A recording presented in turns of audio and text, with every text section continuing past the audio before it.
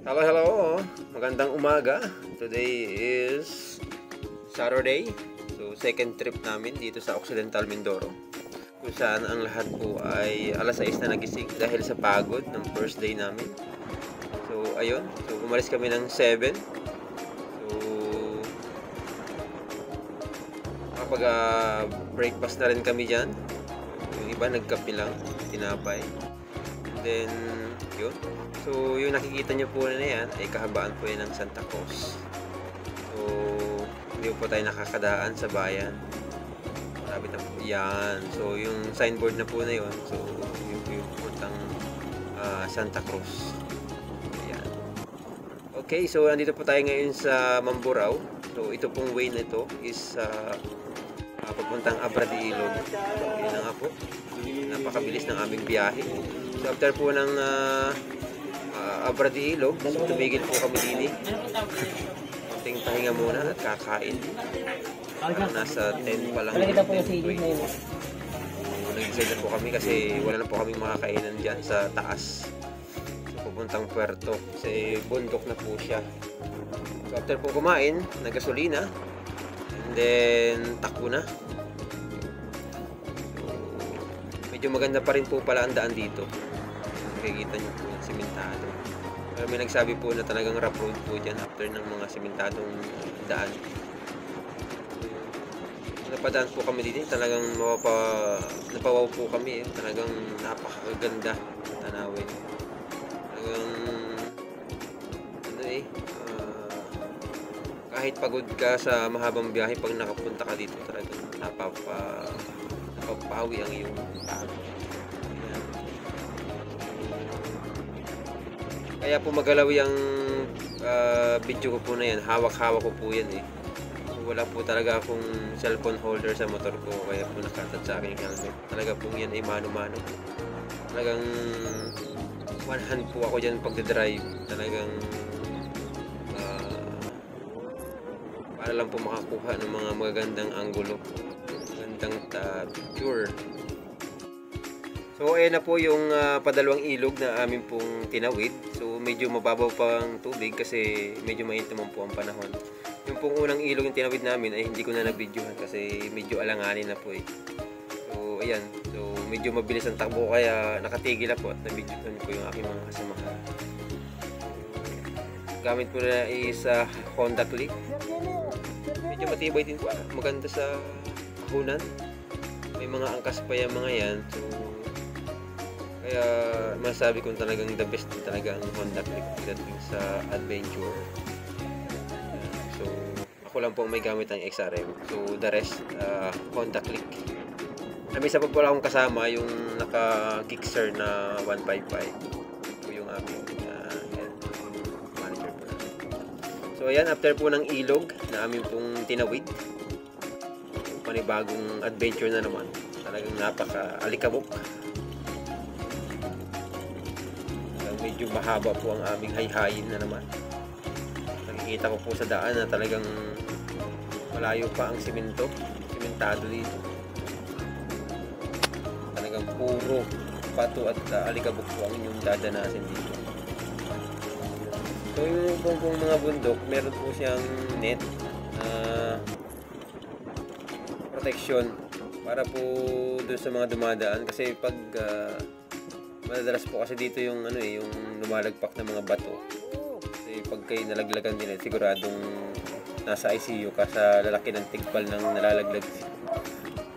Ayun.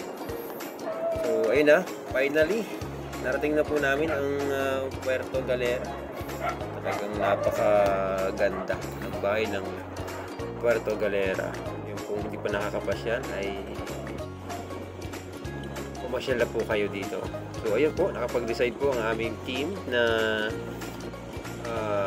bumaba muna dun sa Heritage Park kung saan ay meron daw po itong magandang pasyalan, picture na rin after a long ride.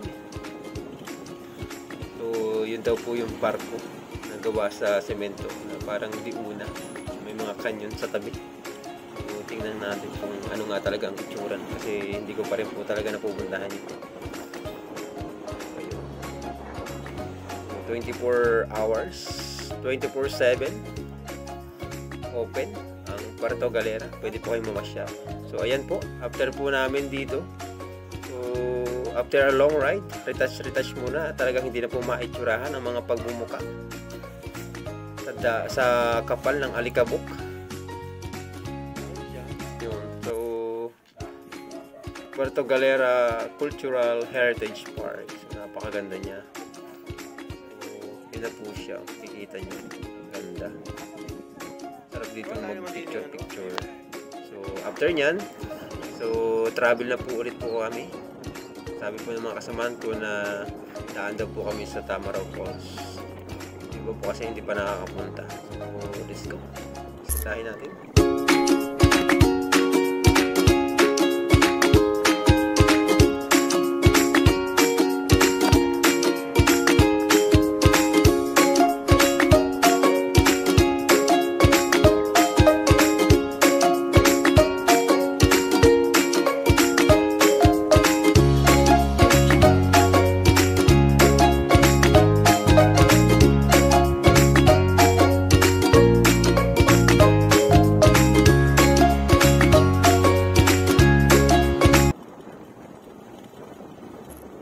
Finally, nandito na kami sa Puerto Galera Tamaraw Falls. So pagdating po namin dito is talagang marami pa rin po talagang tao. So hindi po nawawalan ng mga nagpipicture dito at bumibisita. Talagang napakaganda naman po talaga. Talagang marerelax ka after a long ride talagang. Kung nakita nyo po ang Puerto Galera Tamaraw Falls is talagang mapapawaw ka talaga. Very relaxing. At yun nga, naatasan na naman mag-picture. At oh my god, may nakita ako. Napakaputi. Napakaputi ng tubig ng talon ng Tamaraw Falls. Tama mo ba yun? Napakaputi talaga ng tubig na lumalabas mula sa itaas. Nakakatanggal ng pagod. So ayan na nga. So after noon, so syempre hindi mawawala ang pagpili ng mga souvenir para may uwi. So after po nyan, yun. So marabilis na nga po ang mga lolo nyo. And Tamaraw Falls, and then daan po kami ng San Teodoro. So bahay ng San Teodoro. Isa po siyan sa Mauladit na bayan dito sa Oriental Mindoro. Tignan nyo naman po ang kanilang munisipyo, puting-puting. After nyan, so daan kami ng Calapan, and then Nauhan. After po ng Nauhan, Victoria, and then Socorro. Hindi ko po alam na iniintay pala ako nila sa kanto dahil ako po ay nahuli. Dahil ako po ay may pinuntahan pa. So yan, dati po ay nakakapasok po yung mga sasakyan sa loob. Pero may gate na po, hindi ko alam kung bakit. So ito po ay first time kong pumunta dito na meron ng masyalan. So dati po ay wala kasi may kubo-kubo lang dito. Mga kubo na pwedeng pahingahan, pero ngayon po ay nag-i-improve na.